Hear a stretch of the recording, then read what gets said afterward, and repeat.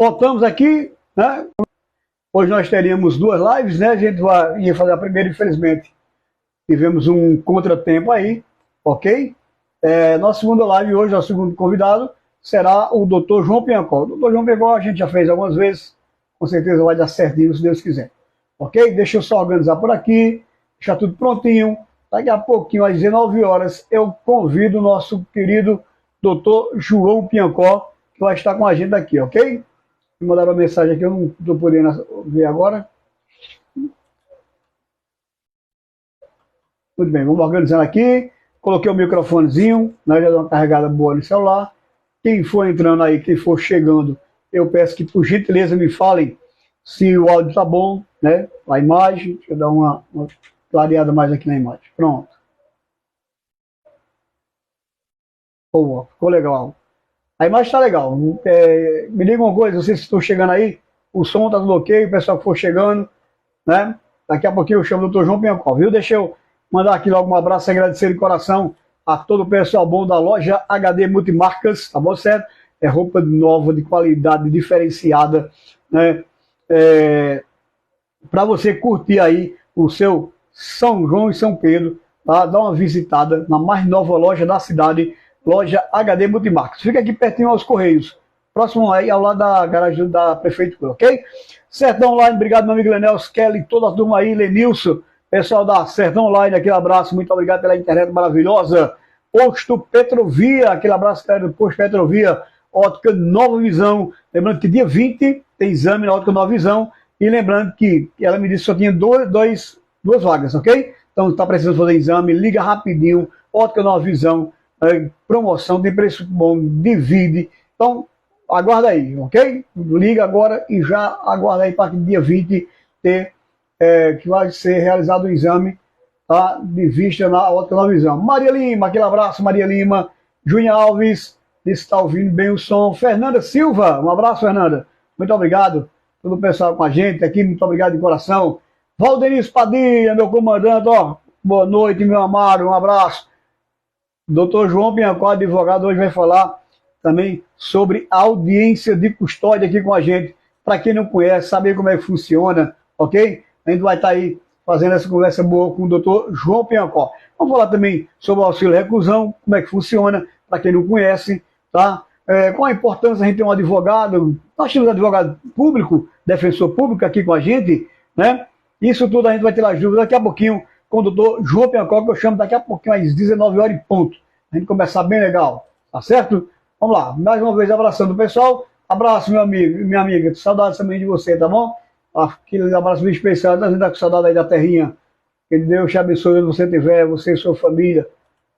Deixa eu só organizar aqui pra gente começar a nossa festa de hoje, ok? Nosso convidado, Dr. João Piancó. Lembrando que hoje nós estaremos com o Dr. João Piancó, né, da advogado e escritor. Amanhã, quarta-feira, dia 14, doutora Ariane será minha convidada de honra, vai estar comigo também fazendo aqui a nossa festa. Dia 16, Ailson Alves, secretário de Cultura. Dia 17, pastor Roberto Soares, da Igreja Verbo da Vida, que eu quero mandar um abraço, muito obrigado, agradeço sempre que ele participa com a gente. Daniel Alves, personal trainer, você estará comigo aqui, dia 18. João Hilton, diretor de transporte, dia 21. Dia 22, doutora Kéia Cândido, psicóloga, que vai estar com a gente, né? E dia 24, encerrando aí as nossas atrações, nossas conversas boas, teremos Diego Nunes, o articulador do selo Unicef, ok? Ó, já estou com 3 convidados. Quando for agora em julho, a gente vai fazer outra série novo, com mais ou menos 15 convidados, ok? Todos em áreas diferentes, para levar informações para vocês. Tá bom assim? Beleza? Julho vai ter de novo, hein? Conversa boa com o J. Campos. João Batista Laurina, aquele abraço, João. Relaxa, meu irmão. Tá precisando tomar uma cajuada para ficar sossegado. Então já, tá bom? Deixa das 7 horas, eu gosto de começar pontualmente. Sempre gosto de dar um pouquinho antes. João Batista, obrigado. Deixa um abraço aí, meu querido amigo João Batista Laurina, aquele abraço especial. Muito bem, já já pode preparar suas perguntas, já pode mandar suas perguntas aqui pra gente, tá? E daqui a pouquinho a gente convida o nosso querido amigo doutor João Piancó, ok? Deixa eu só salvar aqui essa parte aqui. Então, deixa eu organizar aqui bem direitinho, ficar tudo no ponto, né? Os apoios aí, obrigado. Vamos lá. Bom, faltando aí 4 minutinhos, 5 minutinhos. Se o doutor João quiser entrar, já pode vir aí, viu? Mauro está mandando um abraço. Aquele abraço, Mauro. Muito obrigado. Grande Mauro.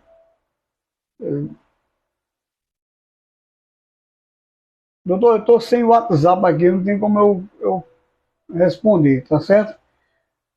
Deixar um abraço aí para os familiares e dizer que é uma pena, a gente fica muito lamentado, a gente acabou de saber do falecimento, né, de Dona Dejanira, ela que é a mãe do finado Alberto, é isso? Então, a gente deixa aquele abraço aí de confraternização, de fortalecimento, pedir que Deus conforte toda a família da nossa amiga Deja, da Mona Dejanira, que morava aqui vizinho a gente. Eu quero deixar aquele abraço muito especial e pedir, e deixar meus mais sinceros sentimentos, e pedir que Deus conforte os familiares de nossa querida amiga Dejanira, ok? Um abraço. Deus conforte vocês. Tá certo? Então, deixa eu ver aqui. Doutor João Piancó mandou uma mensagem para mim no WhatsApp. Não tem como eu ver, que é áudio, não tem como eu ouvir, mas eu já estou à disposição, tá bom, doutor? Se quiser mandar o convite aí, já pode mandar que a gente já começa a live hoje. Faltam 3 minutinhos. Lembrando que amanhã eu estarei com a doutora Ariane, a doutora Ariane Patriota, ela que é a doutora Ariane, ela é filha, né, de Arquimedes, né, do ex-prefeito aqui, mas ela vai contar pra gente as dificuldades que teve, a batalha que está, onde ela está atuando, ela está trabalhando, está tendo plantão. Vamos conversar sobre o que está acontecendo hoje em dia na saúde, tá? Principalmente essa virose que está grande lá no hospital. A gente, de 100 pessoas que nós atendemos, 80 pessoas estão com gripe, com diversos sintomas, gripe, dor no corpo, febre, tosse. Então, assim, felizmente, isso é uma virose que está acontecendo aqui na nossa região, ok? Graça Souza, um abraço aí, boa noite, Graça, muito obrigado, seja bem-vinda. Meu amigo Valdeniz, mais uma vez, obrigado. Meu amigo Mauro, aquele abraço, tá? Pronto, João, estou esperando só agora o doutor João Piancó aqui mandar o convite para a gente começar, ok? Deixa eu ver aqui rapidinho. Deixa eu ver se eu consigo abrir o WhatsApp, porque o WhatsApp demora aqui só para abrir aqui no WhatsApp Web. Demora bastante para abrir aqui no Facebook. Se você tiver alguma pergunta para o João Piancó, ele vai falar do livro dele, né, do livro que ele fez, do livro 1, livro 2, vai falar sobre um pouquinho da vida dele. Vamos conversar. Kéia Cando chegando aí. Kéia, um abraço. Kéia será minha convidada também, vai estar comigo aqui no Conversa Boa com o J. Campos, né, dia 22, tá bom? Dia 22, Kéia Cândido é minha convidada, a doutora Kéia, psicóloga, vai falar pra gente qual o momento de você procurar um psicólogo, né? Vamos falar o começo, as crises de ansiedade, como você pode descobrir se você está com ansiedade ou não, qual o momento de procurar um psicólogo, um psiquiatra, tá certo? As pessoas têm uma noção, e acreditam, muita gente, que quando você procura um psicólogo, um psiquiatra, você está louco, não tem nada a ver, né? Às vezes as pessoas procurando, elas têm uma boa chance de não entrarem numa depressão, numa ansiedade. Inclusive vamos falar também sobre essas questões de ansiedade com nossa querida amiga Kéia Cândido, psicóloga aí, que também ela também atua no CRAS, ok? Abração, Kéia, obrigado. Dia 22 a gente se encontra aqui no Conversa Boa com o J. Campos, ok? Deixa eu ver aqui como é que está a situação aqui. Está abrindo aqui ainda. Doutor, se o senhor estiver me ouvindo aí, se quiser mandar o convite, a gente já pode começar o Conversa Boa, tá bom? Estou aguardando aqui. Pessoal, vocês que estão aí assistindo, me respondam aí. A imagem está legal, o som tá bom também. Eu agora coloquei o microfone, estava sem microfone, o pessoal falou que estava baixo, mas tá bem aí, tá bom o som, tá auditivo. A imagem, eu tô vendo que a imagem está boa. Esperando só o doutor João Piancó aparecer aí, me dá. Os piões aqui acordaram agora. Muito bem. Pronto, Valdeniz Padilha disse que está, meu Valdeniz, meu querido comandante, aquele abraço. Valdeniz fui lá na academia, ele conheceu, o homem tá parecendo fazer igual o outro, o boi desegraiado aqui, não tem aparelho não, tá certo? Abraço, meu querido, abraço também para sua esposa Fernanda, muito obrigado aí ao casal Maromba, né? O pessoal que malha aí juntinhos, aquele abraço. Gorete tem que estar chegando por aqui, viu? Gorete é aluna também, né? Gorete é aluna aí do professor Valdenísio. Aí não está aparecendo aqui não, doutor João.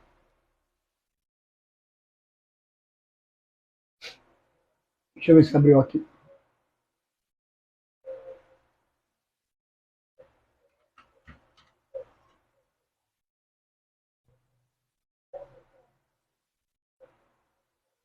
Deixa eu ver se abre aqui para. Vou dar um áudio aqui para mim, não tem como eu ouvir.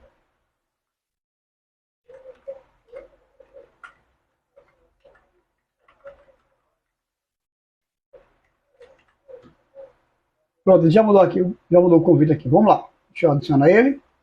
Ok. Adicionando. Vamos lá? Eu quero agradecer de coração da essas 14 pessoas que vieram fazer a festa comigo, vieram participar do meu Conversa Boa. Eu agradeço de coração, porque a gente fez o convite, todos eles aceitaram de bom coração, já automaticamente disseram, não, pode marcar presença, pode confirmar. Então eu agradeço muito por terem me dado o privilégio, né, de ter essa conversa boa com todos vocês. Ok? Desde já, os que passaram aqui, obrigado. Desde os que estão vindo aí, muito obrigado de coração. Né? A gente vai dar certo, se Deus quiser. Vamos fazer todas as entrevistas aqui para frente. Tá? Então, para aí, doutor, está só esperando um pouquinho para ele aceitar lá. Bernadette Passos, boa noite. Um bom mês de janeiro, de junho, e animação em todas as festividades. A sua transmissão é muito valiosa, porque abraça os temas bem interessantes para a sociedade como de todos. Parabéns. Muito obrigado, dona Bernadette. Um abraço para a senhora, toda a sua família. Quero deixar um abraço bem fraterno de agradecimento, ok? Muito obrigado mesmo. Eu vou tentar aqui, mas parece que não consegui não. Doutor João, deixa eu mandar o convite para o senhor. Pronto, mandei o convite agora. Aqui está sendo meu celular, minha internet. Não está tão boa a internet.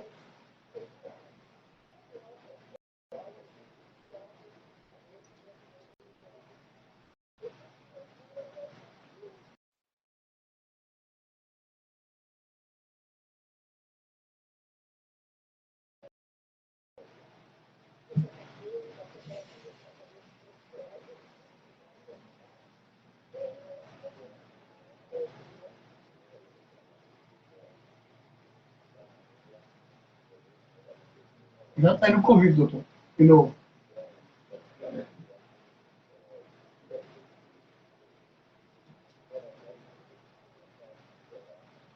Aí mandou um convite, eu vou aceitar e adicionar. Tá? Vamos olhar.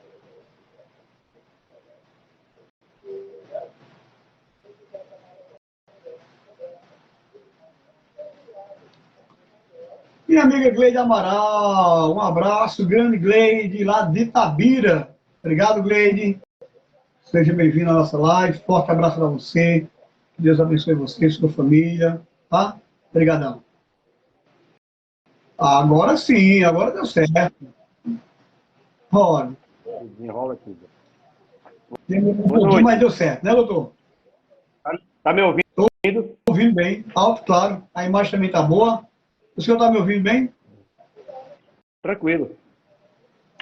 Muito bem, gente. Então, para que a gente não perca tempo, 19 horas, 4 minutinhos, a gente gosta de começar no ponto, na horinha certa.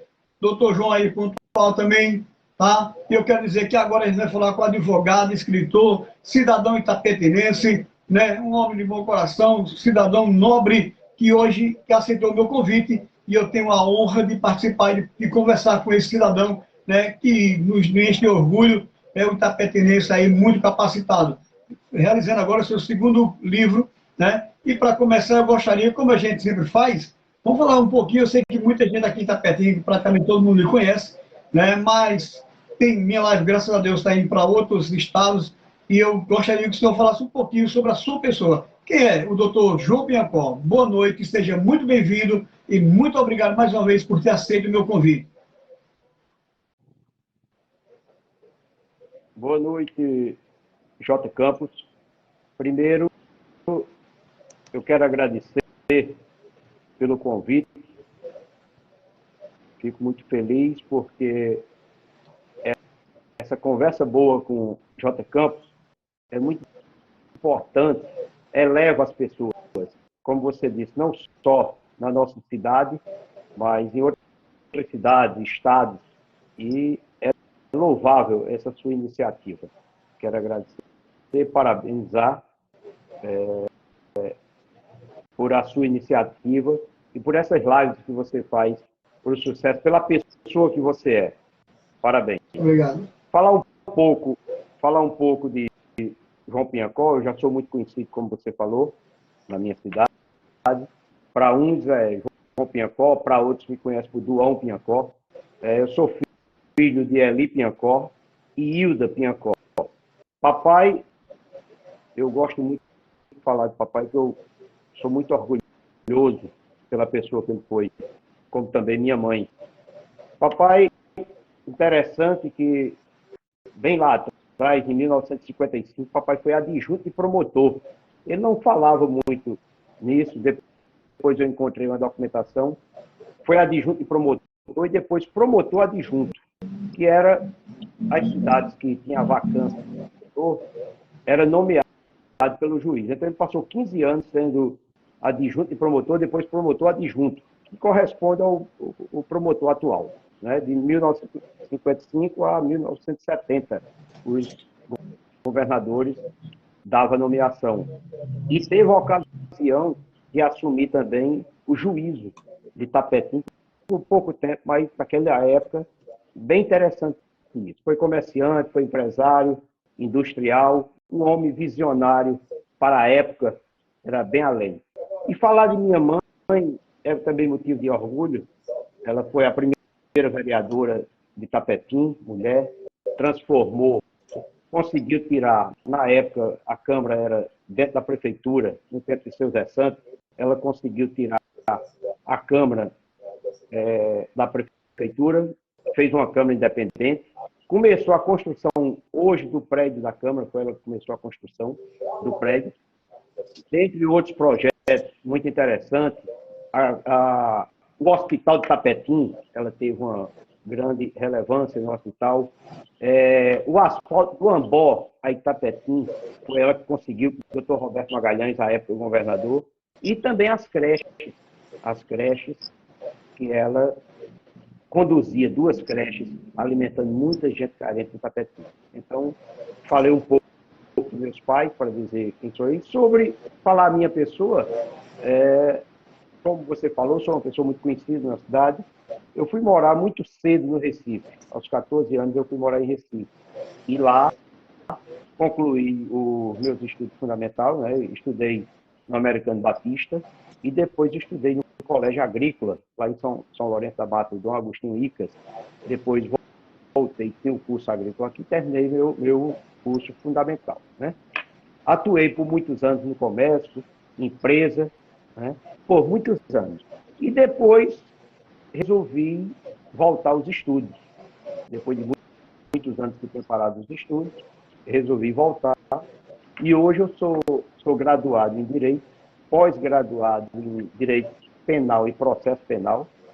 Também sou perito grafotécnico e perito judicial, inscrito no Conselho Nacional dos Peritos do Brasil. Isso me orgulha, porque já atuei umas 2, 3, 4 vezes já em processo como perito, né? E hoje me considero, eu sou um historiador, amo ser historiador, pesquisador e genealogista, né? E escritor por excelência, graças a Deus, hoje com 2 títulos, atualmente com 2 livros, um sobre genealogia, que foi um sucesso. Esse livro está em 8 países, está em quase todos os estados da federação, tem uma aceitação, todo dia o pessoal me liga para tomar informação. Esse me deixou muito feliz, esse livro. E, por último, consegui lançar esse livro aqui, que é o que nós vamos falar dele hoje também, né? As organizações criminosas e a complexidade do tratamento jurídico, repressão e combate no Brasil. Então, eu acho que isso é hoje o motivo de estar aqui no seu convite e estou à disposição das suas perguntas e algumas, porventura, apareça mais alguma pergunta. Quero aqui desejar uma boa noite a todos que já estão assistindo, de coração, e às futuras pessoas que vão ver essa live, um bom dia, uma boa tarde, boa noite, o horário que estiver assistindo, deixa aqui, receba, sinta-se abraçado por mim. Muito obrigado. Muito bem, deixa eu mandar um abraço aqui para a Ana Karina. Obrigado, Ana Karina, sempre com a gente aqui. Graça Souza disse, Dona Hilda tem todo o meu respeito. Você falando na questão da creche, eu me lembro que minha mãe também trabalhava na creche como merendeira, né? E muitos anos ela trabalhou lá. Na época era Dona Hilda. Foi a salvação de muita gente, de muita família aqui em Tapetim, com aquela creche. Entendeu? Muita mesmo. Eu me lembro bastante. Obrigado. A graça e muito obrigado. Muito bem. Continuando nossa conversa aqui, eu gostaria que você falasse um pouquinho, vamos se dizer assim, do seu primeiro filho, né, com o livro 1877. Vamos falar um pouquinho dele, para a gente depois falar do segundo? Certo. É esse livro aqui, né, J. Campos? Isso. Por sinal, você teve presente no lançamento, foi em dezembro de 2019. Esse livro aqui, J. Campos, ele me deixa muito feliz. Eu costumo dizer, e tenho quase a obrigação de dizer, que eu não posso me orgulhar com esse livro, porque esse livro é visionário. Deus me deu uma visão que eu tenho uma pura certeza que eu não tinha essa capacidade de escrever. É um livro muito complexo, muito difícil. Foi 12 anos de pesquisa, noites e muitas noites. Eu chegava da faculdade entre 11, 11h30, 11h40, tomava um banho, lanchava, ia para 4 horas da manhã. Isso foi muitos meses desse jeito. E pesquisando, é aquela pesquisa formiguinha, e você não pode desistir. Mas chega um momento, a pesquisa, ela trava e você encontra recursos para continuar a sua pesquisa. Então, como eu disse, eu fiz uma palestra, pequena palestra lá em São João do Cariri, a quem eu quero deixar aqui um abraço ao povo de São João, que hoje eu me considero um filho de São João do Cariri também, devido a esse livro, que nossos ancestrais vieram todos daquela região. Então eu dizia lá que é bem engraçado, teve momentos de eu pedir, eu deitava altas horas da noite e pedia a Deus, ao nosso bom Jesus, Nossa Senhora, que eu pudesse, que viesse algum deles lá me contar essa história, que tinha travado, não andava mais, não saía mais. E Deus me escutou, não da forma que eu pedi, mas um certo dia, por volta de 3 horas da manhã, eu entrei no site, eu costumo dizer também que não estava sabendo o que estava nem fazendo lá, mas quanto mais eu mexia, mais dava vontade de mexer. E umas 3 horas da manhã, eu encontrei uma certidão de nascimento do meu quarto avô,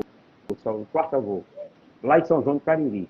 Você vê que a nossa pesquisa era toda voltada para Piancó, onde Alexandrina veio de Piancó, mas eu não sabia que eles tinham vindo para o Cariri. Então, a minha pesquisa, naquele momento, 3 horas da manhã, eu botei os joelhos no chão e agradeci a Jesus, ao Deus poderoso, que realmente iniciava ali uma nova segmento da pesquisa. E foi onde desenvolvi, saí encontrando, foi 12 anos de pesquisa, tem muita coisa para se contar, mas é um livro que me deixa muito feliz, como eu já disse no início, é um livro que está em 8 países, quase todos os estados da federação, foi feito 500 livros, teve que pedir mais um pouco, e todo dia a procura de livro, o pessoal liga, é um livro, como você disse, é um filho, isso aqui é um filho. Ele está deve ser assim, tá certo. É um livro que me deixa muito feliz e está aqui. Um livro que conta a história. Nesse segmento aqui, eu já estou, devo falar mais adiante, mas já estou no procedimento no segundo livro, e mais na frente eu vou dizer o título dele e como vai ser o procedimento. Esse é o primeiro livro. Agradeço a você pela oportunidade para apresentar novamente esse filho, como você chamou, e dizer que ainda tem alguns exemplares, quem desejar, e conhecer a história. Porque aqui não só fala, aqui o título é a história da família Piancó. Mas afinal, Piancó é uma alcunha, né? Uma alcunha que é um apelido. Né? E se você voltar aqui, são várias famílias envolvidas nessa história, né? Que é o Lima, que é o predominante, Inácio, o Arcanjo, Vicente, Ferreira, Alexandre, Leite, Souza, Vital, Santos, Costa, Carneiro, Viana, Pereira, Barbosa e da Silva. Desse livro aqui é o envolvimento dessas famílias, que são os entrelaçamentos de casamento, das uniões, de união, estado, casamento, esse negócio todo, e vai se estendendo. Esse livro fala de todas essas famílias, são 16 famílias envolvidas nesse livro, que torna-se o alcunha Piancó, que é 1877 foi a chegada deles aqui, vindo do Cariri, 142 anos, em 2019, 142 anos de história e genealogia da família Piancó nas terras de Pernambuco. Muito bem. A auxiliadora Leite está dizendo aí, parabéns, João, você é um lutador, né, um guerreiro aí, grande João, está aqui comigo hoje conversando. Auxiliadora. Quero aqui agradecer, a auxiliadora, minha cunhada, Pepeta. Pepeta, muito obrigado, eu sou uma pessoa da família nossa, que todos querem muito bem, e eu me deixo feliz dela me dando esses parabéns. Deixo aqui também um forte abraço para ela, para minha sobrinha, para meu sobrinho, para todos. Muito bem. Bom, a gente sabe que o primeiro, entre aspas, o primeiro amor a gente não esquece. Assim, qual a sensação que você sentiu a escrever o primeiro livro, né? E a sensação do segundo? Foi a mesma? Olha, é como você disse, o primeiro a gente deixa uma sensação de quero mais, não é verdade? Apesar desse primeiro aqui ser na área, como eu acabei de explicar, a área da genealogia, e o segundo livro, que é esse aqui, para mim eu tenho que colocar de cabeça para... Tá certo aí? Tá certo.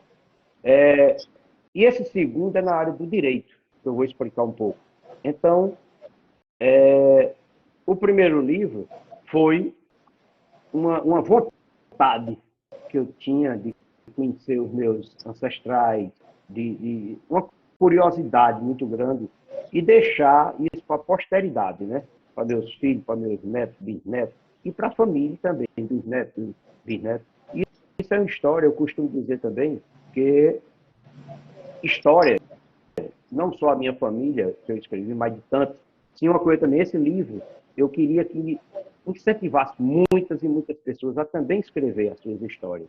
Não só ficar nesse meu, não. Acho que outras famílias deveriam escrever, tentar pesquisar, porque a história de família, eu costumo dizer, é como espumas ao vento. Ela vai desaparecendo. E você hoje, principalmente hoje em dia, você pergunta a uma pessoa nova quem é o seu avô, ele já se pergunta quem é o bisavô, ele não sabe mais. O pessoal mais novo não sabe nem o nome do bisavô. Eu, nas minhas pesquisas, eu estou lá no meu nono é 10º avô. É muita coisa. E é muito gratificante. Isso quando você começa a descobrir, porque isso tudo teve uma história. Né? Tem seus valores, suas lutas. Não é? Então, as famílias, isso é um incentivo. Esse meu livro aqui não é só para contar a minha história. A minha sensação é de incentivar os outros a também escrever suas histórias e deixar esse legado para a posteridade. Muito bem. Eu gostaria de falar com o senhor sobre o segundo livro, né, que o senhor realizou. E eu queria saber assim, o que motivou a lançar esse segundo livro, As Organizações Criminosas e a Complexidade do Tratamento Jurídico, Repressão e Combate no Brasil? Mas por que a escolha desse título, doutor? Esse segundo livro, ele nasceu na minha graduação. Né? No final de cada graduação, tem o TCC. Então, no decorrer dos 5 anos, eu tinha que escolher um título.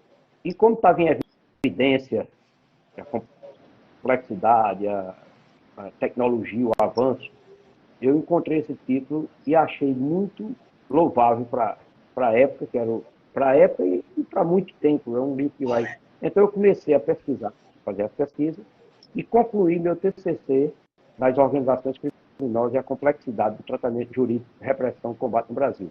Como eu tinha feito o primeiro livro, me deu a vontade, como eu gostei do tema, gostei muito do TCC, à época eu fui aprovado com 9,8 no TCC, então eu transformei ele num livro, né?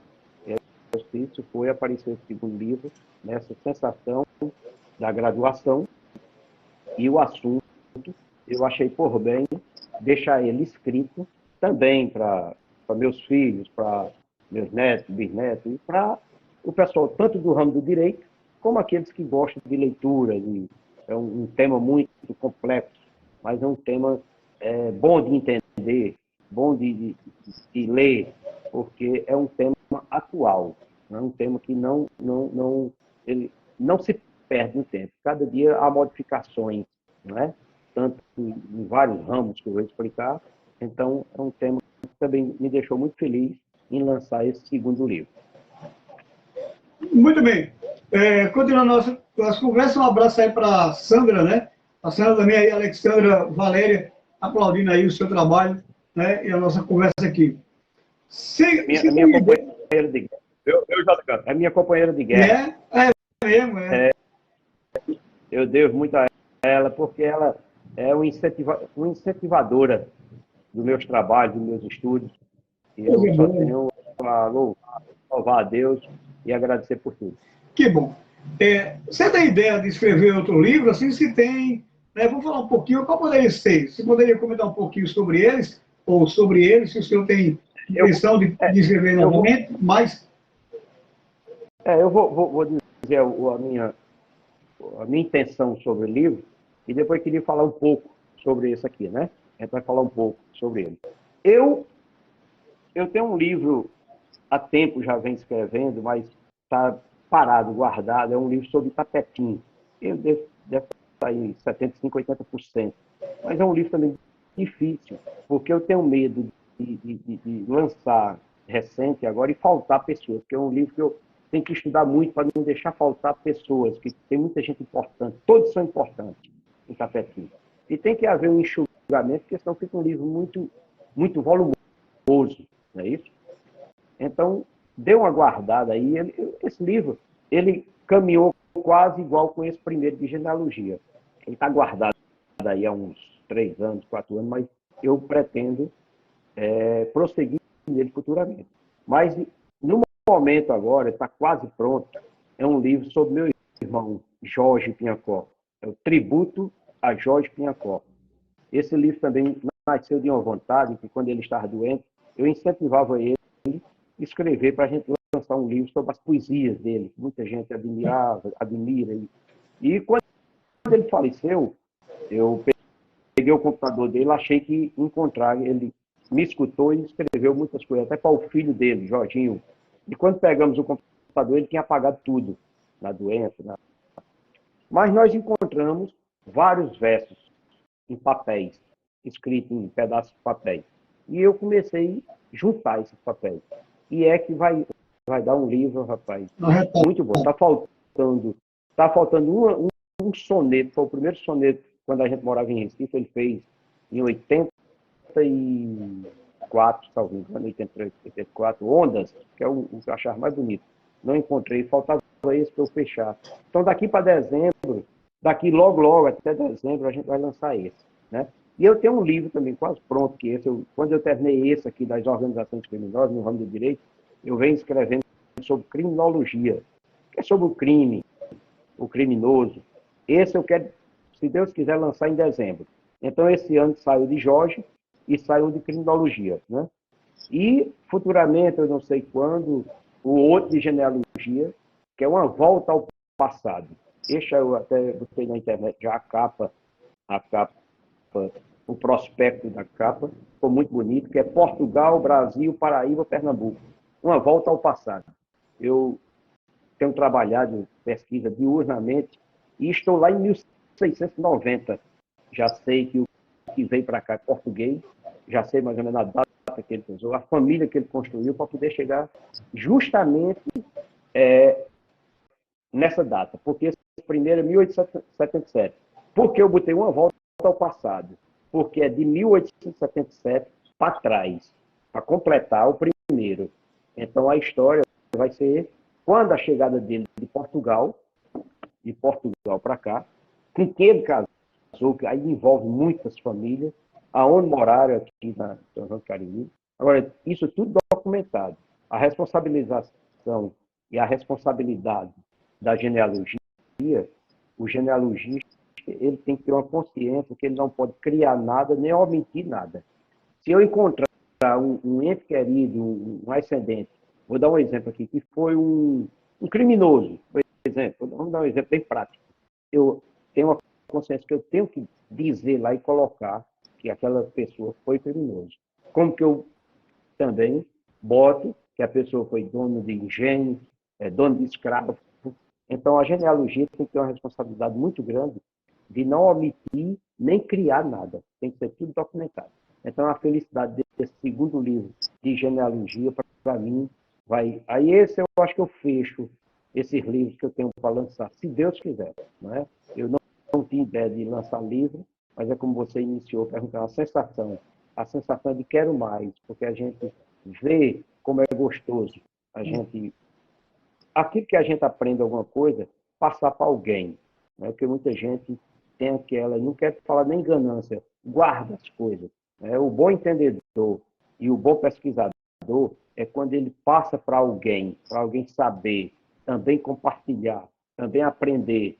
Né? Isso é a minha sensação. E se Deus quiser, em nome de Jesus, nós vamos concluir essas obras que tem aí para o futuro. Esse ano, Saúde Jorge, em dezembro sai Criminologia, se Deus quiser. Que bom, graças a Deus. Dona Bernadette está dizendo assim, está assistindo a entrevista do meu sobrinho e parabenizo por seu trabalho de pesquisa e de escrever histórias de muitas gerações que fizeram e deixaram referências para as nossas gerações. Parabéns também para as próximas edições.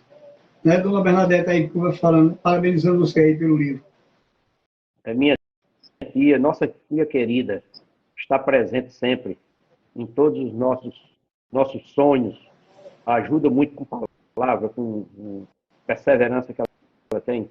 Eu deixo aqui, sinta-se abraçado, Dedeta, que a gente chama carinhosamente, sinta-se abraçado e a felicidade de ser seu sobrinho. Muito obrigado. Muito bem, aí está Sandra José Baldino, também seu trabalho, né? Eliel Francisco também, aquele abraço, muito obrigado, chegando por aqui com a gente, né? Doutor, quer falar mais um pouquinho? Deixa eu perguntar uma coisa, uma curiosidade, também se o senhor não quiser dizer, não tem problema nenhum. O gasto para se fazer um livro, para que a editora edite, fica muito caro? J. Campos, depende, né? Depende. Esse livro aqui foi um livro caro, esse aqui. Eu tive a época que patrocínio para esse livro, né? A Prefeitura de Itapetim patrocinou, a filha de Dedeta com Zé Alberto, Heloísa, patrocinou, José Marcos de Lima foi presidente da Assembleia, deputado, né? O Posto Trevo, lá de São José do Egito, Posto Petrovia, o Colégio Interativo do meu primo Felipe, filho de Heráclito, deu um grande incentivo para a gente nesse trabalho. Então, e o outro completei com a reserva. Eu fiz uma reserva, não foi é um livro hoje que custa R$100, não é um livro barato, mas é um livro que está sendo bem aceitável. Né? Já esse livro aqui, que é um livro, segundo livro, já saiu mais barato. Esse eu não patrocínio, eu fiz das minhas reservas, como os outros que eu vou lançar agora, esses dois esse ano, já tenho uma reserva já para lançar esse livro. E o de genealogia eu vou ver como é que se trabalha, porque é um livro caro, tem que... As gráficas trabalham praticamente à vista, a gente não tem como dividir. Hoje tem algumas gráficas que dividem em cartão de crédito, mas você tem que ter um crédito razoável nos cartões, não é verdade? Então você é melhor até você tentar pagar, porque você não fica com aquela responsabilidade, com aquela preocupação de vender. Né? Se você vender rápido, tudo bem. Não tiver, vai vendendo seu livro mas não é assim uma coisa barata, porque logo eu sou uma pessoa exigente na qualidade do livro. Não é. Para eu fazer qualquer livro, eu não faço. Eu faço, você vê, esse livro é um livrozinho aqui de quase 90 páginas, mas é um livro que você pegar faz gosto, você pegar devido à qualidade. Esse foi no editor em São Paulo. Esse primeiro foi editor em Recife, esse aqui foi em São Paulo.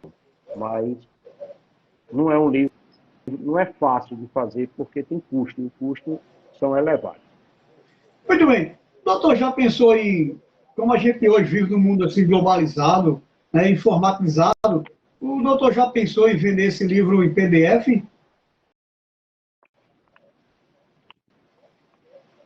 PDF, eu fico preocupado porque é o seguinte, no mundo que a gente vive, na tecnologia, na facilidade, tem que ser um trabalho que não haja plágio, na verdade. Plágio é pegar o... Então, eu ainda não pensei, porque eu tenho medo de plágio, vamos dizer. O cara pega um PDF aí e faz o que quer, entendeu? Entendi. Então, eu estou tentando agora, meu sobrinho está tentando vender pela Amazon, né? Colocar na Amazon, que tem mais facilidade, e outras editoras. Eu já fui convidado até pela editora de Recife para vender por lá, mas aí o percentual que ele pediu não dava certo. Então a gente está vendo. Mas eu não tenho a reclamar, porque a aceitação desse primeiro livro, como esse segundo, eu praticamente estou lançando, eu já lancei, mas agora, hoje, na sua live, é um lançamento. Esse primeiro foi um lançamento físico, né? Você fez parte da Secretaria de Educação.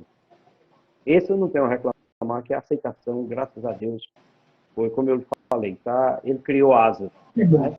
Eu sou muito feliz. E esse segundo aqui, já, sem eu lançar publicamente assim no físico, já tem uma aceitação, já vendi para alguns estados, já foi pedido. Eu despacho através dos Correios, e graças a Deus. Tá? Aí eu, no momento, em PDF, eu não tenho ideia, porque eu não acho seguro ainda, entendeu? Porque se houver o plágio, pode haver problemas futuros, né? Com certeza. Deixa eu agradecer aqui o pessoal da loja HD Multimarcas, Sertão Online, Posto Pedrovia, Ótica Nova Visão. Aquele abraço, semana que dia 20 tem exames na Ótica Nova Visão. Doutor, antes da gente entrar para o setor aí, para outra parte, que a gente vai falar sobre leis, sobre justiça, eu gostaria que o senhor me informasse para a gente, se o senhor quer falar mais alguma coisa sobre os seus livros. Então, eu poderia até explicar um pouco sobre esse livro que hoje a gente praticamente estamos lançando. Se você me permitir, Fique à fazer vontade. fazer um resumo aqui de uns 10 ou 15 minutos para eu dizer mais ou menos esse livro, o que é que ele aborda, né? Para a pessoa entender por que as organizações criminosas e a complexidade do tratamento jurídico de repressão e combate no Brasil. Se você me permitir, a gente Pode ficar à vontade. pode trabalhar um pouco nesse, né? Então, eu fiz um pequeno resumo aqui para não ficar cansativo e vou mostrar, vamos dizer, a introdução. Vou falar um pouco da introdução do livro, né? Eu vou ler aqui rápido e explicar, porque ficaria até mais fácil para as pessoas que estão assistindo entender esse segundo livro. Né? Veja bem, na atualidade, a criminalidade constitui-se um fenômeno em crescimento no mundo inteiro, tornando seu combate em algo difícil e complexo, exigindo maior e melhor atuação por parte do Estado. Nesse sentido, de forma nunca vista, o crime organizado vem se expandindo rapidamente, encontrando-se presente em praticamente todas as áreas, antes restritas à atuação no Estado. A natureza do crime organizado é formal, a associação de pessoas determina a sua existência, fazendo com que esse tema, esse tenha uma natureza pluridjetiva. Nesse sentido, o sujeito passivo é a coletividade, que é a vítima de várias condutas paralelas. No ordenamento jurídico, o crime organizado, inicialmente abordado pela Lei 9.034 de 95. Desde 95 já existia a lei, que esse livro eu vou falar já posteriormente, na lei mais atual, que é de 2013, que tornou-se conhecida como a Lei de Combate ao Crime Organizado. Deve-se ressaltar que a lei 9.034/95 que eu acabei de falar, não foi bem acolhida pelos juristas e operadores do direito, de forma que várias críticas foram feitas ao referido diploma. Essa lei não foi bem recepcionada, né? Por isso que houve lei subsequente que substituiu essa lei mais antiga. Primeiro, porque ela não apresentava um conceito para o termo organização criminosa. E segundo, porque não tipificava o crime organizado. Ademais, além dessas lacunas, procurava estabelecer uma correlação entre o crime promovido com essas organizações e atividades criminosas patrocinadas pela quadrilha e pelos bandos. Porque, para você entender, J. Campos e os ouvintes, existe muito a complexidade sobre quadrilha e sobre bando. O que é quadrilha e o que é bando, não é? É importante ressaltar que o crime organizado acompanhou o desenvolvimento registrado na sociedade. Isso é bem interessante. Porque o que é que ele diz aqui? Nós hoje temos uma tecnologia, um avanço. Então, no momento que a tecnologia, o avanço, o crime organizado ele vai acompanhando, né? As facilidades hoje, né? Não é verdade? Então, você vê, registrado na sociedade, o desenvolvimento, beneficiando os avanços tecnológicos e vencendo as fronteiras geográficas dos países da mesma forma que fizeram as relações comerciais, estimuladas pelo fenômeno da globalização.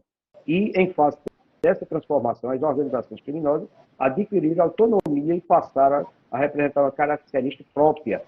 Você vê, pela a facilidade hoje da internet, do avanço, da globalização, o crime organizado ele não existe fronteiras para ele. Antes restrito em município e estado, ele hoje internacionalizou, entendeu?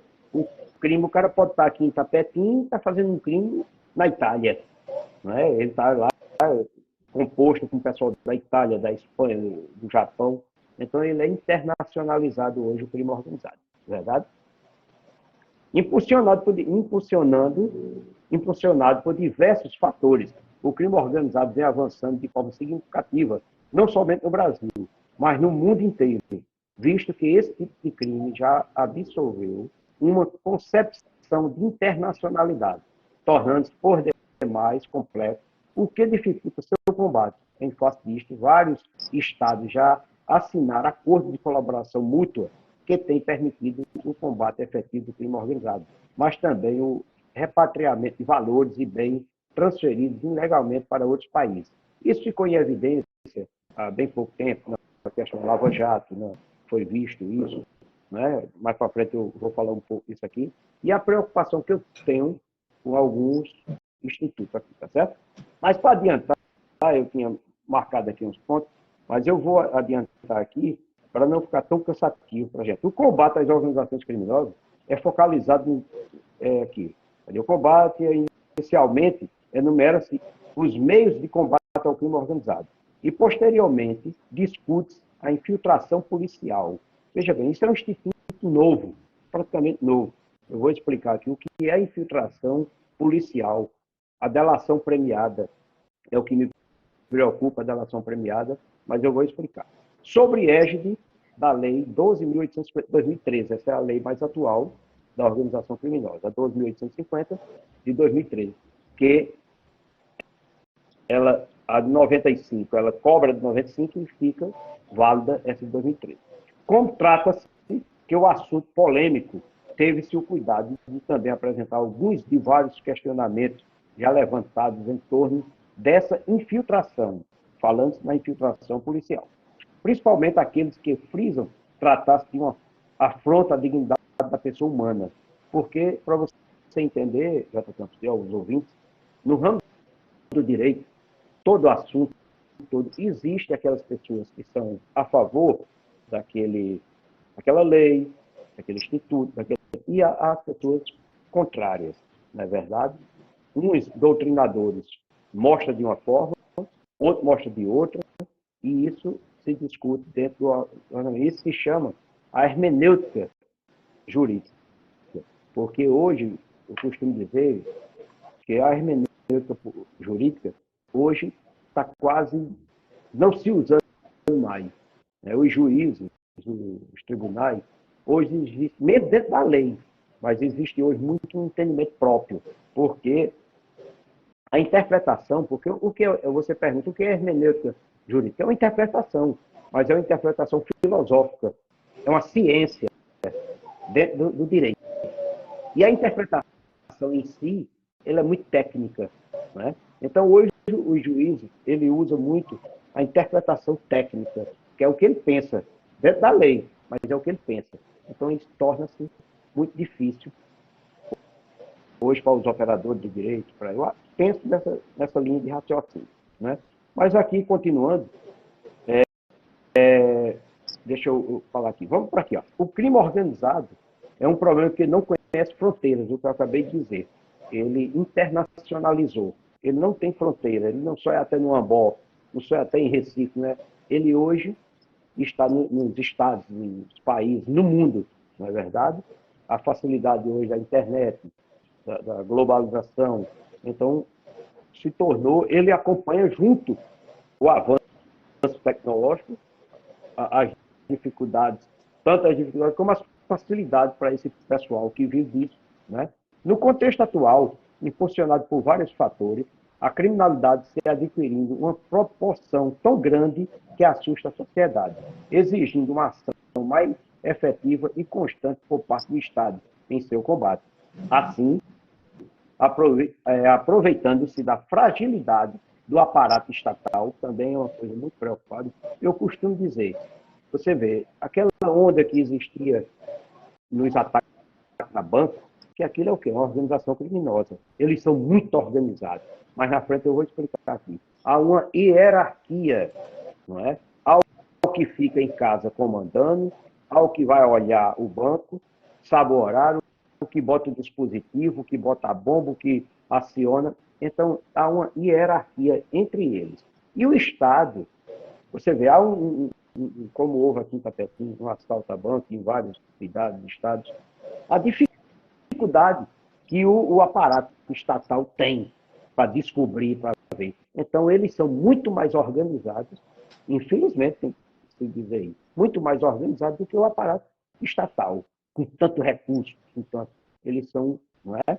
E dos avanços tecnológicos. O crime organizado vem a cada dia se modernizando e se expandindo rapidamente. Ele se moderniza constantemente, moderniza e se expande numa rapidez impressionante, encontrando-se presente em praticamente todas as áreas, entre restritas à atuação do Estado.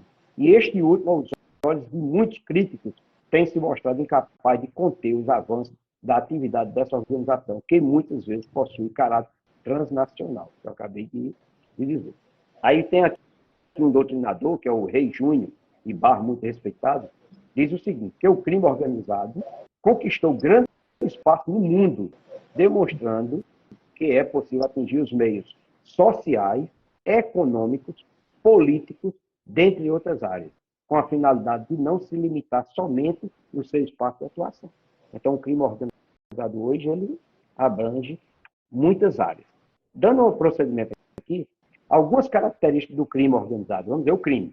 O crime organizado, conforme já mencionado, acompanhou as transformações ocorridas na sociedade, bem como o desenvolvimento tecnológico, o que lhe possibilitou adquirir características bastante peculiares, permitindo distinguir melhor dos outros tipos de crimes existentes, aprimorando-se, dificultando assim o seu combate por parte do Estado, que eu acabei de explicar, né?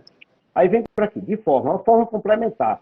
Para Levorin, que é outro doutrinador, destaca que o crime organizado apresenta uma série de características, dentre as quais destaca as seguintes. A associação duradoura de uma pluralidade de pessoas, estrutura da organização hierárquica, que eu acabei de explicar, atuação planificada e com divisão de trabalho. Eles têm uma divisão de trabalho, um que vai olhar, outro que bota a bomba, outro que aciona, outro que fica em casa. Então, eles têm uma organização de trabalho, realização dos negócios ilegais, adaptados a cada momento entre necessidade da população. Tecnologia flexível do delito e variedade de meios para delinquir, desde a exploração, ameaça, extorsão, violência, proteção, obrigado e terror, até o suborno. Sexto, a aspiração e a posição do poder econômico ou político e certa internacionalização e a mobilidade. Tudo isso, para Levorin, são formas. Mas eu vou adiantar aqui, para não ficar... Vamos para cá. A distinção entre... Isso é bem importante aqui, para alguém entender o que é bando e o que é quadrilha. Né? A distinção entre bando e quadrilha. Antes da vigência da Lei 12.720 de 2012, existia no ordenamento jurídico brasileiro uma definição concreta sobre o termo organização criminosa. Sua tipificação não foi contemplada pelo Código Penal brasileiro, instituído pela Lei 2.848 de 40. E esta, veja como o nosso código é atrasado. Ele é de 40, né? Ainda tem muitas modificações, mas nós somos ainda aquém. E esta ausência obrigava os operadores do direito a procurar estabelecer uma correlação com os crimes praticados por quadrilha ou por bando, descrito no artigo 288 daquele diploma penal, que é o de 40. Tá certo? Mas vamos para aqui. Na concepção de Baltzer, que é outro doutrinador, a quadrilha pode ser entendida. Veja bem como é interessante. Um entende uma coisa e o outro entende outra. Para Baltzer, a reunião em caráter estável e permanente de mais de 3 pessoas para fim de cometer crime na zona urbana é um delito autônomo, previsto no artigo 288 do Código Penal. Se a quadrilha for armada, os criminosos poderão responder com o incurso no parágrafo 1º de tal dispositivo. Você vê, se ele for atuar na zona urbana, para Baltzer, a quadrilha. Isso é quadrilha, tá certo?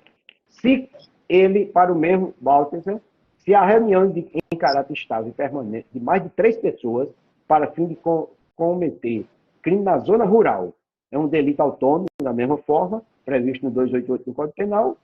Se o bando for armado, da mesma forma, é bando. Esse é o entendimento, tá certo? Já para Mirabete, que é outro doutrinador muito respeitado, ele diz o seguinte: no crime de quadrilha ou bando, pouco importa que os seus componentes não se conheçam reciprocamente, que haja um chefe ou líder, que todos participem de cada ação delituosa ou que cada um desempenhe uma tarefa específica. O que importa verdadeiramente é o propósito deliberado da participação ou contribuição de forma estável permanente para esse de ação do grupo. Veja como é complexo o direito. Para um, entendeu que quadrilha é zona urbana, bando é zona rural. E já para outro aqui, diz que não existe isso. Só basta, aí vem mais para frente aqui. Já para Reis, vamos aqui, a natureza das organizações criminosas é a complexidade.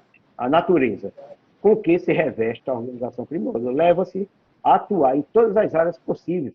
Seu objetivo é alcançar as mais variadas áreas de atuação estatal, inserindo nos sistemas econômico-financeiros, no jurídico e na própria polícia, usando e, ao mesmo tempo, utilizando a corrupção dos agentes estatais. Uma segunda forma de organização criminosa é atingir seus objetivos, infiltrando seus próprios agentes nas organizações do Estado. Para Reis, Barros afirma que é o seguinte: conseguir usar uma roupagem perante a sociedade no sentido de utilizar os meios legais para lavar dinheiro oriundo da criminalidade. Para isso, pratica inúmeros crimes para atingir o objetivo almejado. Né? Mas, para prosseguir aqui, nesse sentido aqui, eu separei para você, é bem interessante aqui, no sentido, o exemplo apresentado por Mendrone, né, que pode ser trazida à presente discussão para proporcionar um melhor entendimento, expressa que, aí tem aqui, mas eu vou ler aqui na frente para você entender. Veja bem o entendimento da organização criminosa, como vai conceituando. 4 pessoas, antes se falava em 3, não é? 3 pessoas já se falava quadrilha ou bando. Mas já para Medrone diz o seguinte: 4 pessoas se reúnem e combinam assaltar bancos, aceitam dia, local e horário em que se encontrarão para o assalto. Decidem funções de vigilância, de execução, entre eles de fato.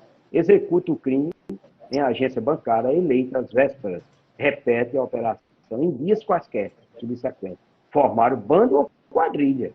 Aí, se ao contrário as pessoas se reuniram, planejam de forma organizada os assaltos, buscando informações privilegiadas preliminares, como exemplo, estuda dias, horários, em que determina a agência bancária, contará com mais dinheiro em caixa, esse negócio todo, a sua localização, a estrutura de vigilância dos alarmes, planeja rotas de fuga, infiltração, agentes de segurança, neutralizam as câmeras, filmadores, etc. Esse grupo poderá ser caracterizado como organização criminosa. Veja, nós já estamos chegando. Antes nós estávamos falando de bando, quadrilha ou bando, e aqui já começa a se conceituar o que é realmente uma organização criminosa, não é? Caracterizado como organização criminosa, voltada para a prática de roubos a bancos, enquanto na primeira inexiste prévia organização para a prática. E os integrantes executam as suas ações e funções improvisadas a desorganizada. Na segunda sempre haverá mínima atividade organizacional prévia, né? Mas veja bem, desta forma, percebe-se que, diferentemente dos bandos ou quadrilhas, as organizações criminosas não agem por agir. Elas planejam suas ações criminosas utilizando dos mais avançados recursos disponíveis. Colhem informações, eliminam previamente alguns obstáculos, subornam, se necessário, antes de agir. Em outras palavras, promove tudo um planejamento prévio. E isto que as faz diferenciar do bando ou quadrilha. Eu agora, lendo isso aqui, veio a imaginar, você lembra bem, muitos lembram, daquele assalto em Fortaleza, que até hoje tem dinheiro espalhado e muita gente não pegou, o Estado não conseguiu pegar o dinheiro, até em pneu de caminhão tinha dinheiro. Então, é um pessoal muito organizado, diferente de bando ou quadrilha. Eles realmente são uma organização criminosa, certo? Mas aqui, findando, a gente já findar para falar em outro assunto, vamos para cá. Uma definição da organização criminosa e a tipificação do crime organizada a partir do contido na lei, a lei mais nova, 12.850 de 2013. A lei 12.850, promulgada em 2 de agosto de 2013, popularmente conhecida como a nova lei de combate aos crimes organizados. É onde agora começa o livro mostrar realmente. Trata-se de preencher a lacuna que existia na lei, lá de 95, por ela revogada, no que diz respeito à tipificação do crime organizado, apresentando em seu artigo 1º, primeiro, um conceito legal para o termo organização, assim expressando-se. Veja bem o artigo 1º. Considera-se organização criminosa a associação de 4 ou mais pessoas. Nós, há pouco tempo, estávamos falando, 3 pessoas, era um entendimento. Já para essa nova lei, só configura-se a organização criminosa, 4 pessoas ou mais. Estruturalmente ordenada e caracterizada pela divisão de tarefas, ainda que informalmente, com o objeto de obter, direto ou indiretamente, vantagens de qualquer natureza, mediante a prática de infiltrações penais, cujas penas máximas sejam superiores a 4 anos, ou que seja de caráter transnacional. Aí realmente já se é uma organização criminosa, não é? 4 pessoas e que tem um caráter de organização de tarefas. Assim sendo, com a lei 12.850 de 2003, o ordenamento jurídico pátrio passou a possuir um conceito legal para o mencionado termo, que pode ser entendido como associação de 4 ou mais indivíduos, na qual haja uma divisão de tarefas para a prática de atividades criminosas, com o objetivo de se obter vantagens, podendo tais atividades adquirir um caráter transnacional. Além do mais, o dispositivo em comento, um conceito a esse tipo de crime também exige a exigência de uma estrutura ordenada, o que traduz a atividade definitivamente planejada.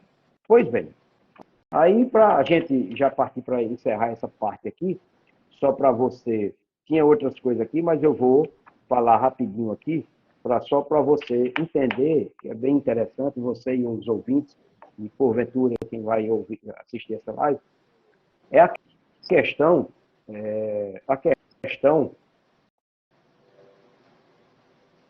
da infiltração policial sobre égide da lei 12.000 Veja bem, na organização criminosa, isso é um instituto bem recente, novo, a infiltração policial. O que é a infiltração policial? É um procedimento de investigação destinado a colher provas que respaldem uma repressão contra as organizações criminosas, prevenindo a sociedade de maiores danos. Trata-se de um instituto inserido no ordenamento jurídico prático, através da Lei 9.034/95, e atualmente é regulada pela Lei 12.850 de 2013, que define a organização criminosa e dispõe sobre a investigação criminal. Então, há uma questão, juridicamente, se coloca, eu vou explicar aqui, não é qualquer policial, que se coloca dentro, se infiltra, se passando até por, pode-se passar até por criminoso, do bando da organização criminosa, para colher, ele não diz que é policial, para colher informações para facilitar a polícia, o Estado, a combater. Questionamentos em torno da infiltração policial. Veja bem, para muitos, alguns não aceitam isso, né? E para outros acham que está certo. Entre os doutrinadores existem posicionamentos contrários à atividade da infiltração. Questiona-se que, inclusive, a sua constitucionalidade. Para Franco, um doutrinador, por exemplo, afirma que essa atividade viola a intimidade do investigado. Veja bem como é complexo, não é? A facilidade de ter um policial infiltrado para facilitar, desmantelar, desmoronar, acabar com aquela organização. Já tem um doutrinador que vem falando em violação da intimidade do investigado, né? Bem como outros direitos fundamentais, acrescentando que esse tipo de investigação somente absolve caráter de legalidade, quando se encontra estritamente vinculado ao processo de coleta de provas que deverão ser utilizados na esfera judicial. É importante ressaltar que a infiltração policial somente pode e deve ser promovida por agentes vinculados à polícia judiciária. Veja como não é qualquer policial que pode se infiltrar, é aqueles vinculados à polícia judiciária, que constitucionalmente possui a missão de promover a investigação policial. Tá certo? Aí, já partindo aqui para o final, vem aqui. A colaboração, eu quero frisar bem isso aqui, porque eu tenho um entendimento disso aqui, a colaboração premiada como instrumento de combate ao crime organizado. Isso em evidência, nós vimos há pouco, dessa delação premiada, ou colaboração premiada, assim uns entendem, na questão do Lava Jato, diz o seguinte: ao contrário do que muitos pensam, o Instituto de Delação Premiada não é algo novo no ordenamento jurídico brasileiro. É possível encontrar a sua utilização no período colonial, quando aqui vigoram as ordenações filipinas. No contexto atual, a delação, embora sustentada por vários diplomas legais, ganhou uma maior notoriedade com o advento da Lei 2.850 de 2013. Tá certo? Aí, a delação premiada pode ter como consequência o perdão total da pena ou a redução desta, que neste caso, por ser de 2/3, depende do caso, especialmente quando trata da delação na Lei 12.853, utiliza a expressão colaboração premiada. Veja bem, o que é a delação premiada? O cara está preso já, e ele estava infiltrado dentro da organização criminosa, e o comparsa dele, o amigo, está solto, e ele, o Ministério Público, convida para fazer uma delação premiada para ele entregar um comparsa. Aí a minha preocupação é o seguinte: o cara está preso, ele entrega até Jesus Cristo, para se livrar, para diminuir a pena dele, para tudo. Não é verdade? Então, o que é ali? Ele está se livrando, tirando a pena dele e jogando para cima do outro.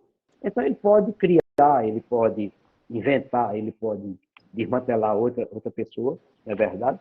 Então, é uma preocupação muito grande que eu tenho, apesar de ser um instituto que, às vezes, favorece a justiça, mas é uma preocupação minha pela pessoa já estar presa, pela pessoa estar condenado, ou para ser condenado, vamos dizer assim, e ele entrega o seu compasso, entrega um amigo, entrega para se livrar e botar outro.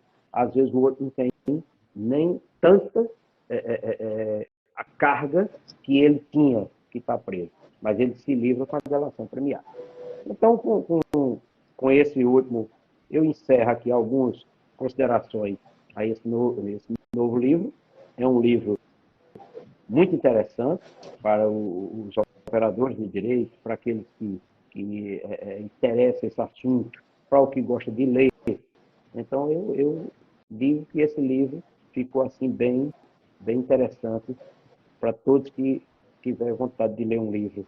Eu fico muito feliz e fico grato, né? Por, no meu TCC, aos 5 anos da graduação, e também na minha pós-graduação de penal e processo penal, eu apresentei também em cima desse mesmo título na pós Qual o de valor penal e dessa processo penal então? Cuiabá. Esse aqui é R$ 30. R$ 30 o valor desse aqui. É um valor Sim, bom. simbólico, né? O valor é para apresentar mesmo. E eu fico feliz em passar essas informações que eu estudei, para outras pessoas. Então, até agora, agradecer a você mais uma vez pela paciência, aos que estão assistindo. Esse foi o relato que eu fiz para a gente mostrar esse trabalho aqui. Vamos para frente. Daria muita vontade até de comprar, só pelo resumo aí já deu vontade de ler ele por completo. Pelo aquele matuto, de Muito rabo obrigado. arriba, né? Bom, lembra que amanhã minha convidada será a doutora Ariane, ela vai estar comigo, doutora Ariane Patriota, minha convidada amanhã, dia 14, aqui com a gente, tá bom? Falando em leis, doutor, eu gostaria que o senhor falasse um pouquinho para a gente, porque muita gente não conhece, né? E tem alguns policiais que eu conversando, né, que não gostam muito, né, da audiência de custódia. Então, o que é essa audiência de custódia? Como é que ela funciona? Pois bem, essa audiência de custódia, o Supremo Tribunal, hoje, no ordenamento jurídico, é uma obrigação, vamos dizer assim, quando a pessoa é preso, não é?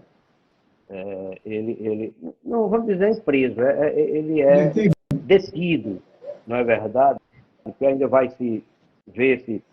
E dentro de 24 horas, ele tem que ser apresentado a um juiz. Ressaltando-se que os policiais às vezes não gostam, porque aqueles policiais que prendeu, que deteu a pessoa, ele não pode estar presente na audiência. Isso está dentro do Instituto. Então, eles às vezes se acham, não é? Quem é que está presente na audiência de custódia? É o juiz, o promotor, o Ministério Público, o advogado ou a defensoria, que é obrigado. Se faltar algum desses, não há audiência. Constitucionalmente, tem que estar presente todos esses institutos, né? Juiz, promotor, advogado ou defensor público, que é o advogado do Estado, quando a pessoa não tem. Né? Após ocorrer a prisão em flagrante, o acusado deve ser levado da audiência de custódia dentro de 24 horas, senão a prisão dele torna-se ilegal. Ele automaticamente ele tem que ser solto, porque a prisão está certo, na qual estarão presentes o juiz, como eu falei, o Ministério Público, o preso e a defesa, que é o advogado ou o defensor público, para que o magistrado analise as circunstâncias daquela prisão. Nessa audiência, o juiz ouvirá a pessoa presa, ouvirá o Ministério Público, a defesa, e em seguida decidirá qual é o destino dessa pessoa. Se o caso é a conversão da prisão, certo? Ou a prisão em flagrante, em preventiva, se ele vê que tem elementos suficientes, ele transforma aquela prisão, que no momento era uma flagrância, em preventiva, para apurar o que houve, se realmente tem. Né? Ou seja, se o acusado permanecerá preso ao longo das investigações, né? e o processo. A substituição da prisão por outras medidas cautelares. Ele também pode decidir nessa audiência de custódia. A revogação da prisão ou o relaxamento. O que são cautelares? O juiz, naquele momento, ele pode decidir se pode dar uma prisão domiciliar, ou usar tornozeleira, tá certo? Ou uma revogação da prisão. E se for ilegal, às vezes é uma prisão ilegal, tudo relaxamento naquele momento. Tudo isso se decidirá naquela audiência de custódia. Isso é um direito constitucional ao preso, tá certo? Também para saber se ele não foi submetido à pressão, se bateram. Então, o preso ele tem esse direito constitucional dentro das 24 horas que será submetido a essa audiência que se chama audiência de custódia, tá certo? Não é mais que uma audiência normal, mesma coisa de uma audiência normal, só que dentro das 24 horas. Aqui nós temos a nossa audiência de custódia da nossa região, Afogado da Engazeira, né? Constantemente tem que ter o juiz de plantão, às vezes é de Tapetinha, às vezes é de São José do Egito, às vezes é de Itabira, às vezes é o próprio de Afogados, ou de outra região, de Sertânia, mas tem que ter 24 horas um juiz de plantão, um promotor, um defensor público e os advogados que acompanham os presos para decidir o destino daquele preso. Se vai ser preventivamente preso, né? Também o direito, que todo preso ele tem direito constitucionalmente à sua defesa, né? A defesa e o contraditório, tá certo? Então, isso é no ordenamento jurídico. O STF, o STF legalizado isso, todos os estados têm que ter essa audiência de custódia. Não sei se eu respondi na altura, mas é por aí. Muito bem, parabéns. Muito obrigado pela sua informação. Mas aí a gente tem outra dúvida também, que essa pergunta que eu estou fazendo aqui, algumas foram o que me pediram, alguns internautas, que eu falei que entrevistava advogado e me pediram, perguntando para ter mais informações, né? E me disseram o seguinte, auxílio reclusão, como é que funciona? E quem é que tem direito ao auxílio reclusão? Veja bem, o auxílio reclusão ele é um benefício previdenciário, certo? Concedido apenas àquelas pessoas privadas de liberdade, de baixa renda, que trabalhavam e contribuíam para o INSS no momento da sua prisão. Certo? Como funciona o auxílio reclusão para as pessoas?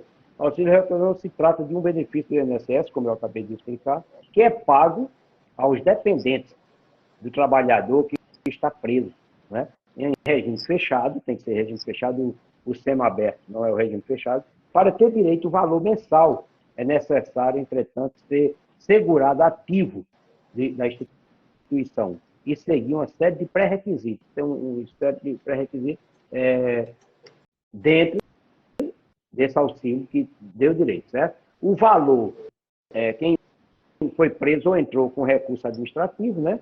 Antes da lei 2019, da data de 2019, recebia 100% do valor, da média de 80%, né? Maior salário da contribuição segurado desde 94, e hoje o valor do auxílio reclusão será pago pelo salário mínimo, que hoje é 1.320, tá certo? Então, esse auxílio reclusão é dentro desses parâmetros aí, tá certo? Para que ele possa receber, como o senhor falou, né, o preso ele tem que ter prestado, né, ou tem que ter pago o INSS por um determinado tempo ou não tem?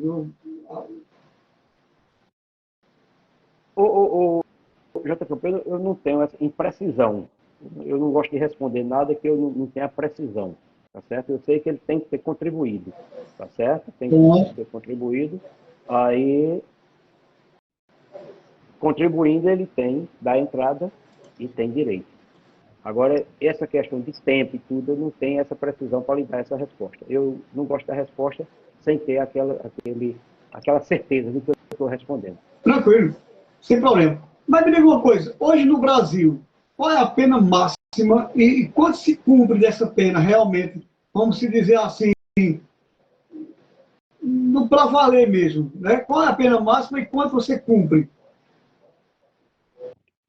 Olha, há bem pouquinho tempo, a pena máxima no Brasil era 30 anos, que nós sabemos que não se cumpre, porque tem as progressões de regime, tá certo?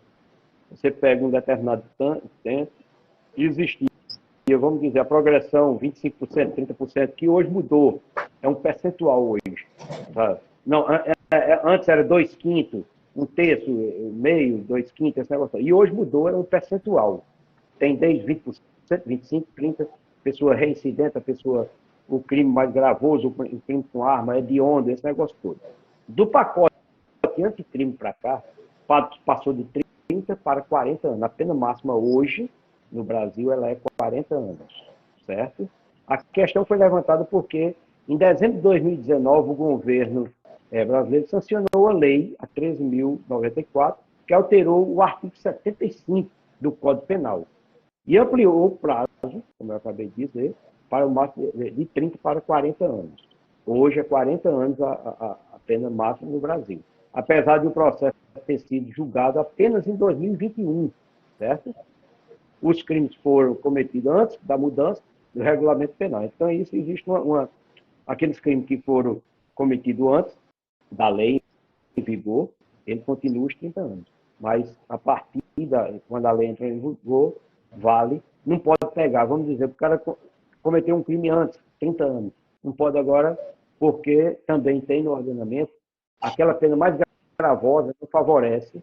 Se, um exemplo, a pena é 30 anos, se a nova lei, a pena tivesse caído para 20, aquelas pessoas que cometeu o crime antes, ele se beneficiava, porque é favorável ao detento, ao preso, ao criminoso, esse negócio todo. Como a lei é mais gravosa, quem cometeu o crime antes da lei vigente, ele permanece por 30 anos. E quem cometeu o crime depois da lei, recebe a pena máxima dos 40 anos, entendeu? Sim. Muito bem, muito obrigado pela informação. Eu acho que não só eu, como quem perguntou, e muitas pessoas tinham essa dúvida sobre essa questão. Eu realmente sabia que eram 30 anos, mas agora já sei que, devido à nova lei, né, passou a ser 40 anos. Boa informação, muito obrigado. Depois do pacote anticrime, que é esse pacote do governo anterior, algumas coisas não foram recepcionadas e algumas passaram pelo Congresso e já está em vigor. E essa dos 40 anos é uma que está em vigor no momento. Muito bem.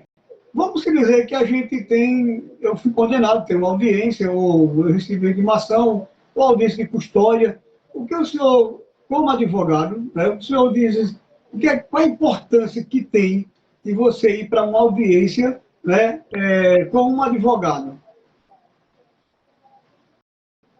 J.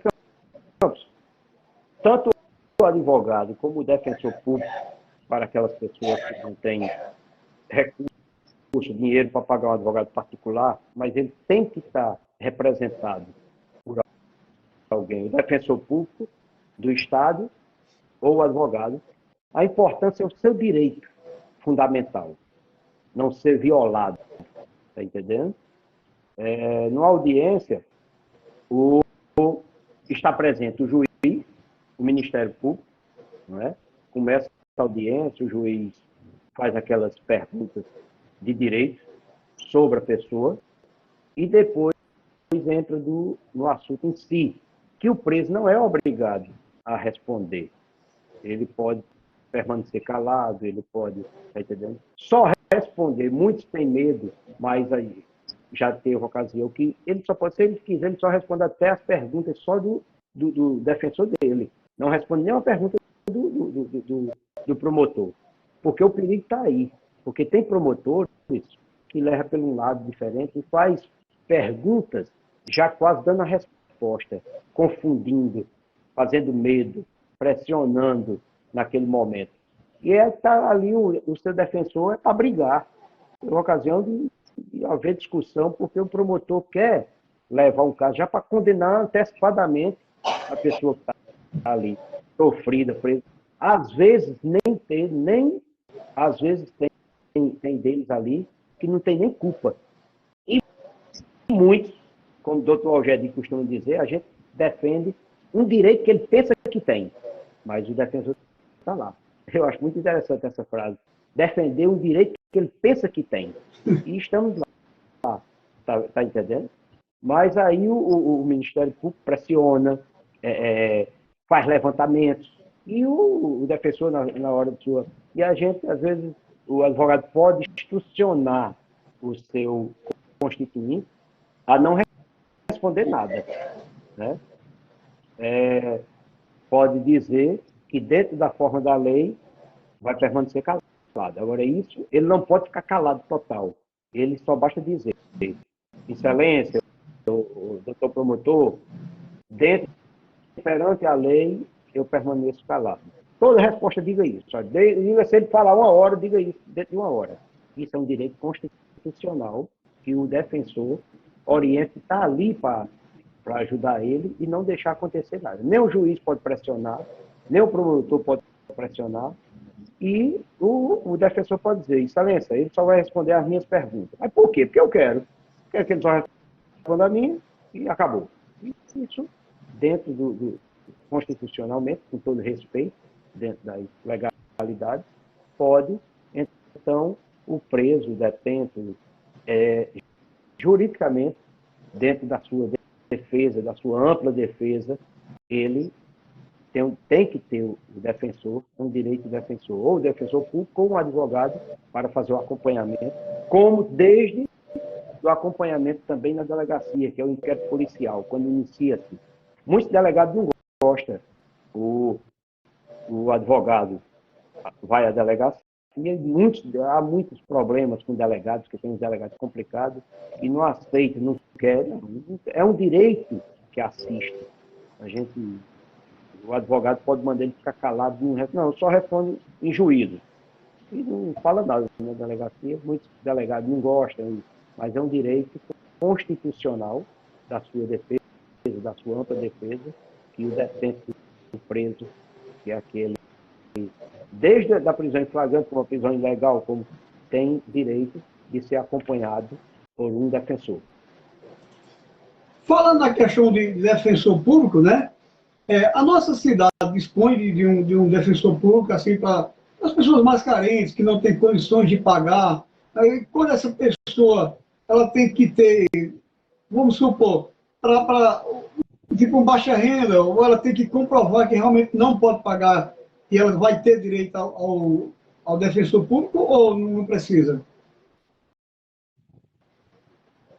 Nossa cidade tem, como todas as cidades, tem que ter um defensor público. Atualmente, nosso defensor é o doutor Zé Lopes. Salvo engano, ele encontra-se doente e quase não vai ao fórum. E para fazer júri, às vezes o juiz chama o defensor de fora para fazer. Às vezes o filho dele, doutor Antes, faz audiência lá pela defensoria. Mas qualquer pessoa, ele tem o direito de um defensor, perante a lei, informando que é pobre perante a lei. Qualquer pessoa é pobre perante a lei. Ele pode ter um castelo, pode ser dono de um castelo, ele pode se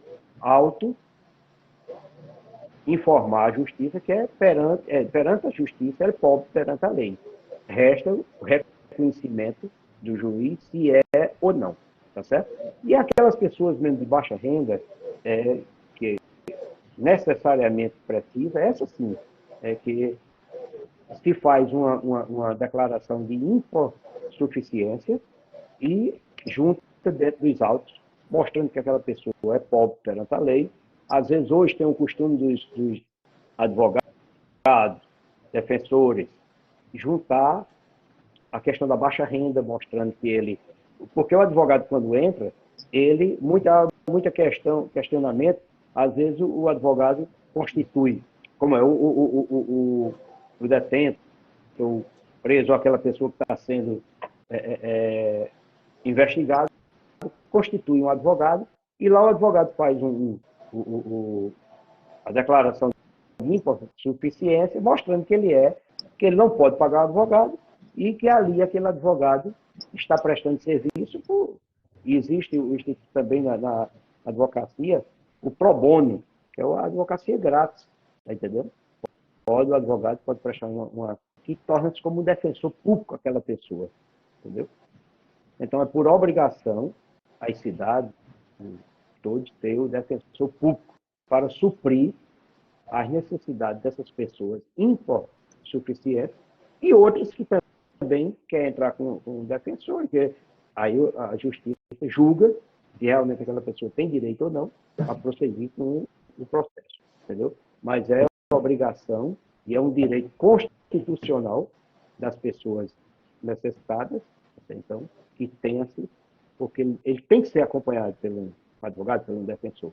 Se, quando você recebe uma intimação que o juiz manda, lá embaixo o juiz já bota lá embaixo, perguntando se tem advogado constituído, e se não tiver, o próprio juiz já determina ser enviado aqueles autos à defensoria pública, porque ele não pode ficar sem um defensor, ele tem que ter um defensor, de uma forma ou outra. Não pode ir à ação, prosseguir, continuar sem sua defesa, sem um acompanhamento da sua defesa, entendeu? Por isso que a defensoria pública é uma obrigação das cidades. Muito bem. Deixa eu mandar um abraço para Expedito Sampaio, também para a Eliane Francisca, Valteci Rufino da Silva, aquele abraço, meu querido grande Valteci. Doutor, minhas perguntas eram essas, eu quero desde já lhe agradecer, dizer que meu espaço está aberto, assim que tiver outro livro, eu espero que o senhor me convide ou lhe convide, me avise para me convidar para a gente fazer outra conversa boa, tá certo? Mas, muito obrigado, que Deus te abençoe, fique à vontade para fazer as suas considerações finais e muito obrigado mais uma vez por o senhor ter aceito meu convite. J. Campos, quem deve agradecer sou eu, não é você a mim. Meu agradecimento é de coração por essa sua iniciativa de promover essas lives sem distinção de pessoas, sem escolher pessoas para fazer live. Todas são iguais. Nós todos somos iguais perante a lei. E você permanece, todos são iguais perante suas lives. Isso é muito importante. Eu acompanho, eu assisto, você sabe que eu sou admirador assíduo de você. Muito obrigado. Tanto na sua vida, eu conheço você bem de muito novo, você é uma pessoa exemplar, filho de Dona Iraci, seu pai era muito amigo do meu pai, de uma família exemplar. E você só vem dando exemplos bons. Se muitos lhe seguissem, né? Infelizmente, uns criticam, não é verdade? Mas aqueles que criticam, a gente deixa os que elogiam, cobre a crítica, não é verdade? Eu aprendi isso. Aqueles que criticam, às vezes, é quem nos ensina a prosseguir, a fazer a coisa certa, não é? Eu costumo dizer, que a gente viver hoje, principalmente hoje, a gente viver bem é muito fácil. É isso que você está fazendo. O seu comportamento é viver bem, porque você não prejudica ninguém, você só ajuda. Então é muito fácil fazer isso. Se você vivesse prejudicando alguém, você faria algum esforço. E isso que você faz em suas lives, seu trabalho, ajudar alguém, não existe esforço. Não existe movimento para fazer a coisa certa. Só existe movimento e esforço para fazer a coisa errada. Então, eu aqui de coração, mais uma vez, já fui convidado outras vezes por você, eu me sinto uma pessoa lisonjeada por estar dando essa palestra com você aqui, porque hoje é vista por muitas pessoas, tá certo? Então, de coração, quero te agradecer, quero que Deus te abençoe, continue te abençoando desta forma, e o que depender de mim, conte comigo, como um amigo, como admirador, como conterrâneo, e só resta, no momento agora, encerrar, louvando a Jesus, a Nossa Senhora, por tudo isso, por toda a alegria, que Deus abençoe nossas famílias, nosso Itapetim, que é beleza, e a todos que vão assistir. Recebam aqui, sinta-se abraçado por mim, que eu sou essa pessoa, eu costumo dizer que eu não mudo, eu sou uma pessoa, eu gosto de ser o que eu sou. Um amigo disse a mim, a gente tem que ser o que a gente é. Se a gente inventar de ser o que a gente vai passar para uma coisa. Então, eu sou o que eu sou, eu não sei ser outra pessoa. Eu sou isso aqui que eu sou. Esses livros que eu estou lancei, está para lançar, a nova graduação, o que eu me formei, isso para mim é só um complemento. Eu tenho que ser o que eu sou. O que eu sou desde a infância, tudo isso na vida que está acontecendo em mim é um complemento. Que a gente tem que agradecer a Deus, não se orgulhar. Muito obrigado por tudo. Um forte abraço e uma boa noite. Muito obrigado, doutor. Fica com Deus. Que Deus abençoe você e sua família. Muito bem, gente. Vamos lá. Muito obrigado. Continuar aqui, né? Pronto. Muito bem. Deixa eu agradecer aqui Maria Madalena, que entrou agora com a gente. Mais uma vez aí, Alexandra Valéria, né? Obrigado aí, Alexandra Valéria. Valeu do coração aí. Gente, muito obrigado. Foi muito bom conversar com vocês. Vocês viram que foi muito proveitoso hoje, né? Infelizmente não deu certo com a nossa querida amiga Cleide Maria, mas eu espero contar com vocês amanhã, 19 horas, 7 horas da noite, com a nossa querida amiga, a doutora Ariane Patriota, tá bom? Vamos falar sobre, né, essa virose que está acontecendo agora. Muita gente no hospital chega com gripe, com febre, dor de cabeça, crianças. Então, isso será um dos temas que eu irei conversar com a doutora Ariane. Mais uma vez, doutor João Piancó, muito obrigado, um abraço para você e sua família, que Deus ilumine todos.